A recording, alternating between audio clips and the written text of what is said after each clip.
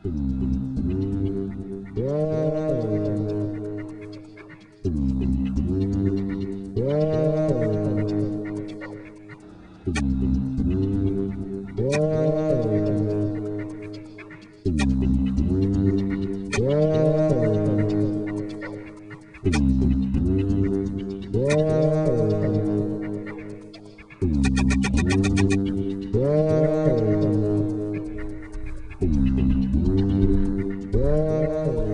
information age was not born in Silicon Valley.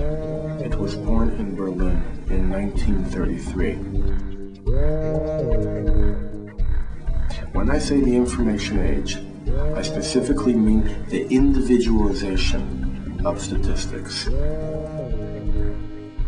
This leap across the labyrinth of human understanding occurred when the Hitler regime wanted not only to control its population, but to persecute its individual citizens.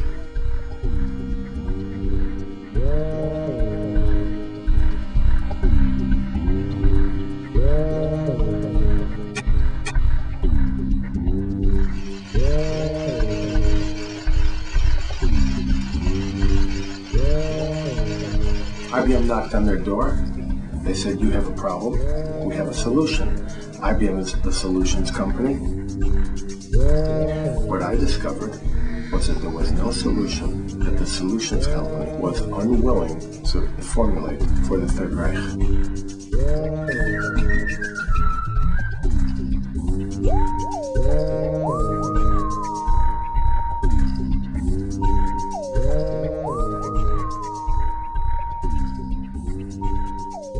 IBM was, of course, aware what the technology was being used for, because they had to ask not only what information was to go into a punch card application, but what information the Nazis wanted to bring out of it.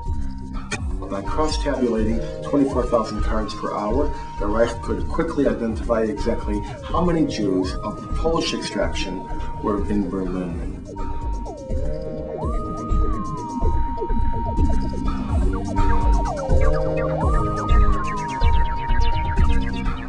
All of the Nazi atrocities were vastly headlined in the newspapers of the day, and so Thomas Watson was aware that Adolf Hitler was persecuting the Jews, stealing their assets, and getting them ready for the worst forms of physical destruction, even extermination. And Watson had promulgated the belief that people should disregard this, that this was just politics, and his idea was that it was never about the Nazism, the National Socialism. It was only about the money. And what he told people is, ignore the morality, go for the money.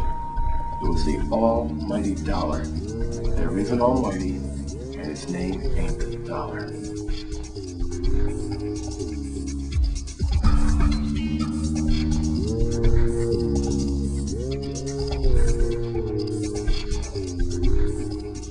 They controlled their Nazi-occupied subsidiaries through Switzerland, and everything ultimately funneled down to an office in New York. It was globalization before you knew the word existed. It was globalization before the word appeared in the English language.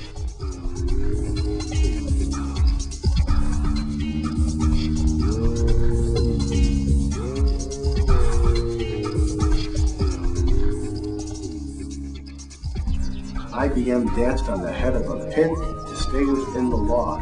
They were, in fact, engaged in the legal participation in genocide. Anyone in the world can call IBM and ask them to open their Polish archives, open their French archives, open their Dutch and Brazilian archives. They won't do it, and they won't tell you why.